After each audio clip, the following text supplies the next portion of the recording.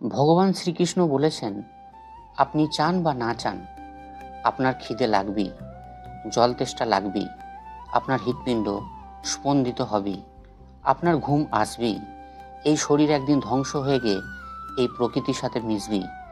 মৃত্যুর আগের মুহূর্তেও দেখবেন কত কাজ, কত স্বপ্ন, কত ইচ্ছা আপনার বাকি রয়ে গেছে, তাও আপনাকে যেতে হবেই। তাই আপনি কি চান বা না চান, আপনি কি বিশ্বাস করেন বা করেন না, কি আপনার ইচ্ছা বা অনিচ্ছা, এইসব জিনিসকে অধিক গুরুত্ব দেওয়ার আগে সত্যকে জানার চেষ্টা করতে হবে। সত্য হলো সেই আগুন, যে আগুনে পুড়ে ছারখার হবে মনে সমস্ত দুঃখ, কষ্ট, হতাশা, অস্থিরতা, অসফলতা।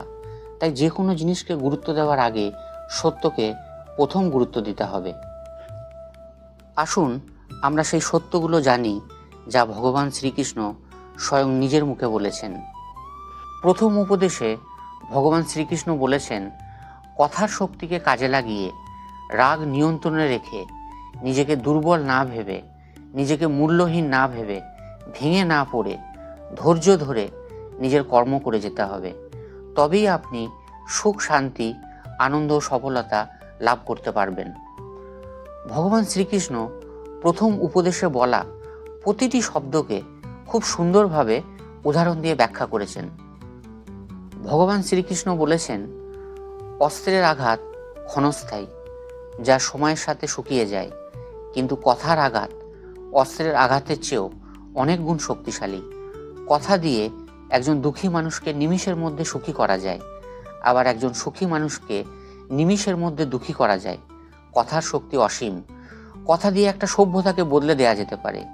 ইতিহাস সাক্ষী আছে, যে কোনো যুদ্ধে জয় পরাজয়ের পার্থক্য গড়ে দিয়েছে শুধুমাত্র সঠিক কথা। তাই খুব ভেবেচিন্তে সাবধানে কথা বলুন। রাগ শত্রু সমান। এই রাগের জন্য বুদ্ধি নষ্ট হয়, আর এই বুদ্ধি নষ্ট হলে মানুষ ধ্বংস হয়ে যায়। তাই সব সময় নিজের রাগকে নিয়ন্ত্রণে রাখুন। যে কোনো পরিস্থিতিতে যেসব মানুষ নিজের রাগকে নিয়ন্ত্রণে রাখতে পারে, সেই সব মানুষই জীবনে সফল হয়, সুখী হয়। যে কোনো পরিস্থিতিতে শান্ত থাকুন। লোহা ঠান্ডা অবস্থাতেই বেশি মজবুত থাকে। গরম থাকাকালীন তাকে যে কেউ যে কোনো আকার দিতে পারে। নিজেকে চন্দন কাঠের মতো ভাবুন।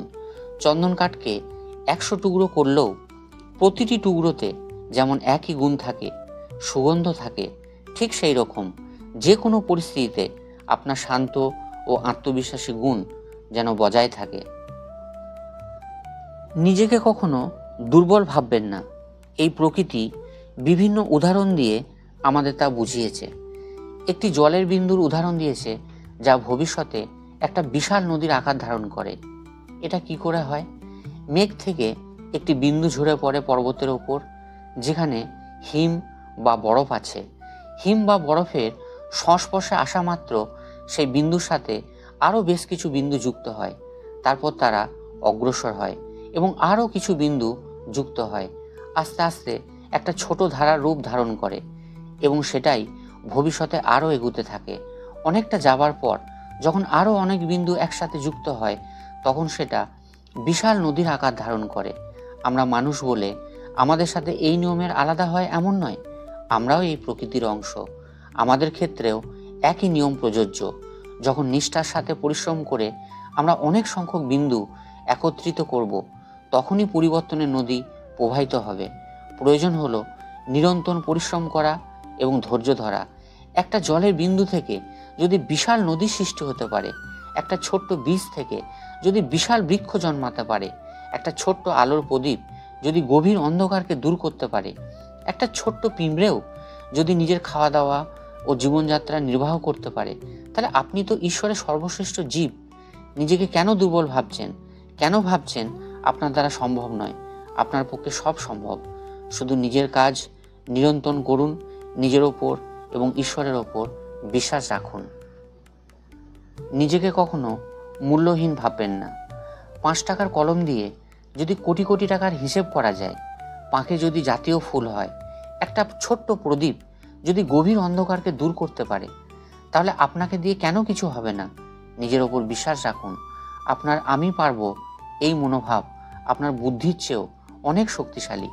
আমি অবশ্যই পারবো, এই কথাটা সব সময় নিজেকে বলবেন। দেখবেন ঠিক নিজের লক্ষ্যে পৌঁছে গেছেন। ব্যর্থ হলে কখনোই ভেঙে পড়বেন না। মেঘ ভেঙে বৃষ্টি নামে, মাটি ভেঙে উর্বর চাষের জমি হয়, বীজ ভেঙে নতুন চারাগাছ জন্ম নেয়। তাই ভেঙে যাবার মতো পরিস্থিতি তৈরি হলে ভেবে নেবেন ভগবান আপনাকে দিয়ে কোনো মহান উদ্দেশ্যকে সফল করার জন্য প্রস্তুত করছেন। ঈশ্বর যদি এই পৃথিবী, এই বিশ্বব্রহ্মাণ্ড সৃষ্টি করতে পারেন, রাতের পর দিন আনতে পারেন, তাহলে অবশ্যই তিনি আপনার দুঃখ দূর করবেন। শুধু সব সময় ধৈর্য ধরতে হবে, অপেক্ষা করতে হবে, নিজের কাজ নিষ্ঠার সাথে করে যেতে হবে, আর বিশ্বাস রাখতে হবে ঈশ্বরের ওপর। যখন বারবার চেষ্টা করেও সমস্যার সমাধান খুঁজে পাবেন না, তখন ভগবান শ্রীকৃষ্ণের বলা এই গল্পটি মনে রাখবেন। একটি জেলের একটি ছোট ছেলে ছিল। ছেলেটি ভাবল, আমিও বাবার মতোই মাছ ধরব। তখন সে একটা লাঠি নিল, তাতে দড়ি বাঁধল, আর সেই দড়ির মুখে যে কাঁটা মিঁধে থাকে তাতে চারা লাগিয়ে জলে ফেললো আর বসে থাকলো। কিছু সময় পর জলে একটা তরঙ্গ দেখা দিল। বালকটি বুঝতে পারল একটা বড় মাছ ফাঁদে পড়েছে। বালকটি বল প্রয়োগ করে টানার চেষ্টা করলো, মাছও বল প্রয়োগ করলো। শেষে যেটা হলো, সেই দড়ি ছিঁড়ে গেল আর মাছ জলে পালিয়ে গেল। বালকটি আবার চেষ্টা করলো, কিন্তু আবার অসফল হলো। এইভাবে বারবার বালকটি চেষ্টা করলো, কিন্তু প্রতিবারই নিরাশ হলো। শেষে নিরাশ হয়ে বল প্রয়োগ করাই ছেড়ে দিল। মাছ বড়শিতে আটকে নিজের মতো এদিক ওদিক করতে করতে যখন দুর্বল হয়ে পড়ল, তখন বালক খুব সহজেই মাছটিকে ধরে ফেলল। এই ঘটনা আমাদের জীবনেও ঘটে। কখনো কখনো চুপ থাকা, শান্ত থাকা, বল প্রয়োগ না করাতেই অনেক সমস্যার সমাধান হয়ে যায়। তাই যখন দেখবেন বল প্রয়োগ করে চেষ্টা করেও কিচ্ছু হচ্ছে না, তখন শান্ত থাকুন, ধৈর্য ধরুন, অপেক্ষা করুন, দেখবেন জয় আপনারই হবে। ভগবান শ্রীকৃষ্ণ দ্বিতীয় উপদেশে বলেছেন, যে মানুষ নিজের আসল স্বরূপ জেনে এই পৃথিবীতে, এই সংসারে কাজ করেন, সেই মানুষই একমাত্র সমস্ত দুঃখ কষ্ট, হতাশা, যন্ত্রণা, অসফলতা থেকে মুক্ত থাকেন এবং পরিশেষে জন্ম মৃত্যুর বন্ধন থেকে মুক্ত হয়ে যান। ভগবান শ্রীকৃষ্ণ দ্বিতীয় উপদেশে বলা প্রতিটি শব্দকে খুব সুন্দরভাবে উদাহরণ দিয়ে ব্যাখ্যা করেছেন। ভগবান শ্রীকৃষ্ণ বলেছেন, মানুষ কেবল পঞ্চভূত নয়, পঞ্চ পদার্থও নয়, পঞ্চ জ্ঞানেন্দ্রিয়, পঞ্চ কর্মেন্দ্রিয় নয়। মানুষ নামক যন্ত্রে বসবাস করে পুরুষ, অর্থাৎ পরমাত্মার অংশ, তাকেই আত্মা বলা হয়। মানুষ যেমন রথের ব্যবহার করে, ঠিক সেই রকম এই আত্মা শরীর নামক এই যন্ত্রের ব্যবহার করে। শরীরের মাধ্যমে আত্মা শরীরের সুখ দুঃখ উপভোগ করে, কিন্তু আত্মা শরীর নয়। শরীরের বিনাশ করা সম্ভব, কিন্তু আত্মাকে বিনাশ করা সম্ভব নয়। আত্মাকে না অস্ত্র দ্বারা ছেদ করা যায়, না অগ্নি তাকে ভস্ম করতে পারে, না জল তাকে ভেজাতে পারে, না বায়ু তাকে শুকনো করতে পারে। আত্মা শরীরে অবস্থান করেও অমর। শরীরের হত্যা করা সম্ভব, কিন্তু আত্মার হত্যা করা সম্ভব নয়। আত্মা সর্বব্যাপী, অচল, দৃঢ়। পুরাতন বস্ত্র ত্যাগ করে মানুষ যেমন নতুন বস্ত্র পরিধান করে, ঠিক সেই রকম আত্মা পুরাতন শরীর ত্যাগ করে বারবার নতুন শরীর ধারণ করে।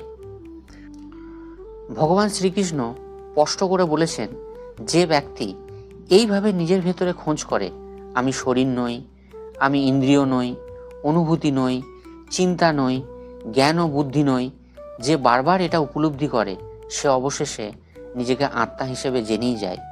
এই পৃথিবীর মায়া, মোহ, নিদ্রা থেকে জাগ্রত হয়ে স্বয়ং নিজেকে পরমাত্মার অংশ হিসেবে জানাই আত্মার কর্তব্য এবং উদ্দেশ্য। যেরকম আবর্জনায় ঢাকা রত্ন চকচক করে না, সেইভাবেই প্রকৃতির মায়া মোহ দ্বারা ঘেরা আত্মাও ভুলে যায় যে সে পরমাত্মারই অংশ বিশেষ। বেশিরভাগ আত্মা নিজের দেহকেই সব কিছু বলে গণ্য করে। স্বয়ং দেহ থেকে যে ভিন্ন সেটা জানতেই পারে না। শরীরের যে সুখ দুঃখ, স্বাদ গন্ধ অনুভব হয়, তাকেই নিজের অনুভব মেনে নেয় আর পরিবর্তনের চেষ্টাই করে না। যে আত্মা পরিবর্তনের চেষ্টাই করে না, নিজেকে আত্মা হিসেবে জানার চেষ্টাই করে না, সব সময় অধর্ম করে চলে, সেই আত্মা বারবার নতুন শরীর ধারণ করবে আর জন্মাতে আর মরতেই থাকবে। এটাই ব্রহ্মবিদ্যার প্রথম পাঠ। যে জন্মেছে সে অবশ্যই মরবে, আর যে মারা যায় সে অবশ্যই পুনরায় জন্ম নেবে। এই মহাজ্ঞানকেই সাংখ্যযোগ বলা হয়। যে পথে চলে মানুষ নিজেকে আত্মারূপে দেখতে পায়, পরমাত্মার অংশরূপে স্বয়ং নিজেকে জানতে পারে, সেই পথকেই ধর্ম বলে। কেমনভাবে এই সংসারে কাজ করতে হবে সেটাও ভগবান শ্রীকৃষ্ণ বলেছেন। যে সমস্ত মানুষ ফলের আশা না করে নিজের কর্ম করে যান, আত্মীয় পরিজন, প্রিয়জন, বন্ধুবান্ধব কারুর কাছে কোনোরূপ প্রত্যাশা না রেখে নিজের কর্তব্য পালন করে যান, সব সময় ধর্মের পথে চলেন, সত্যের পথে থাকেন, নিজের হৃদয়ে ভালোবাসা, করুণা, প্রেমভাব রেখে চলেন, কোনো রকম ষড়যন্ত্রে লিপ্ত হন না, পরচর্চা, পরনিন্দা, হিংসা, লোভ, ক্রোধ থেকে দূরে থাকেন, মনে সব সময় পরমাত্মার প্রতি ভক্তি থাকে এবং এই জ্ঞান উপলব্ধি করেন যে আমি শরীর নই, আমি আত্মা। তাই শরীরে মৃত্যু ঘটলেও আত্মা অমর। সেই সব মানুষ জীবনে পরম শান্তি পায় এবং সুখী হয়। এইসব ব্যক্তি পৃথিবীর সমস্ত রকমের দুঃখ, কষ্ট, হতাশা থেকে চিরতরে মুক্ত থাকেন। ভগবান শ্রীকৃষ্ণ তৃতীয় উপদেশে বলেছেন, এই পৃথিবীতে, এই সংসারে শ্রেষ্ঠ সমর্পণ হলো পরমাত্মার প্রতি বা ঈশ্বরের প্রতি সমর্পণ। যে মানুষ নিজেকে ঈশ্বরের প্রতি সমর্পিত করেন, সেই ব্যক্তি এই পৃথিবীর সমস্ত রকমের দুঃখ, কষ্ট, যন্ত্রণা থেকে চিরতরে মুক্ত হয়ে যান। ভগবান শ্রীকৃষ্ণ বলেছেন, কাকে অনুসরণ করছেন, কার প্রতি ভক্তি করছেন, কার কাছে নিজেকে সমর্পণ করছেন, সেদিকে নজর দিন। কারণ দুষ্টু ব্যক্তিকে যদি অনুসরণ করেন, ভক্তি করেন, তার কাছে নিজেকে সমর্পিত করেন, তাহলে আপনার ধ্বংস অনিবার্য। সেই কারণে ভেবে চিনতে, পরখ করে উত্তমের প্রতি সমর্পণ করুন, ভক্তি করুন। এই বিশ্বের শ্রেষ্ঠ সমর্পণ, শ্রেষ্ঠ ভক্তি হলো পরমাত্মার প্রতি সমর্পণ ও ভক্তি। ভগবান শ্রীকৃষ্ণের এই উপদেশগুলি প্রত্যেক দিন শুনুন। আপনি অবশ্যই মনে শক্তি পাবেন, সাহস পাবেন এবং জীবনে সুখ, শান্তি ও সফলতা পাবেন। আমার এই চ্যানেলটি সাবস্ক্রাইব করে না থাকলে অবশ্যই সাবস্ক্রাইব করবেন। ভিডিওটি যত পারবেন শেয়ার করুন, লাইক করুন, কমেন্ট করুন। ভালো থাকবেন।